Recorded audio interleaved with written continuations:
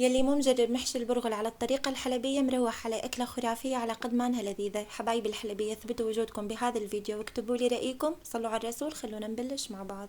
اول شي رح نسمي بالله. وهنا عندي الخضار اساسه محشي البرغل ينعمل بالباذنجان والفلفله الحمراء والخضراء. وحبات الباذنجان لازم تكون اما حجمها وسط او كبار. رح نشيل التاج ورح ابلش احفر. تقريبا الحفر بده يكون 3/4 مشان نحس بنكهه الباذنجان. بعدين اشيل العروق الخضراء والفلفله رح انظفها من البذور والعروق البيضاء. بمقلايه على النار رح اضيف كميه من زيت الزيتون او ممكن تضيفوا بدالها دهنه. هون عندي كاستين من البرغل الخشن مغسول رح انزلها على زيت الزيتون. رح احمص البرغل تقريبا بالشغلة دقيقتين 3 ويصير جاهز.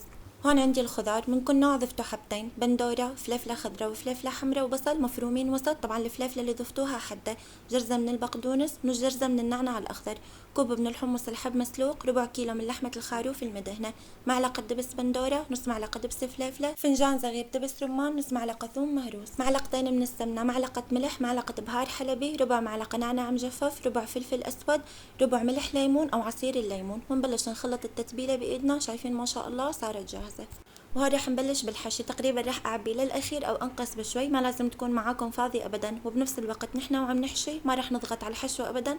خلوها تكون مرحرحة بقلبها. بدنا نحسب حساب انه الخضرة رح تذوب ورح يصير بفراغ فلازم يتعبى. بارضية الطنجرة صفيته شوي من العظام بس مو مجرودة كامل من اللحم. وبيها قطع دهنة رشيت لها رشة بهار حلبي ونعناع مجفف. ورح اطبق الطنجرة ونحضر المرقة. رح اضيف ملح ليمون نعناع مجفف دبس بندورة ثوم مهروس. ورح اغمرهم بالمي. المي لازم تغمر حبات الخضار بالكامل.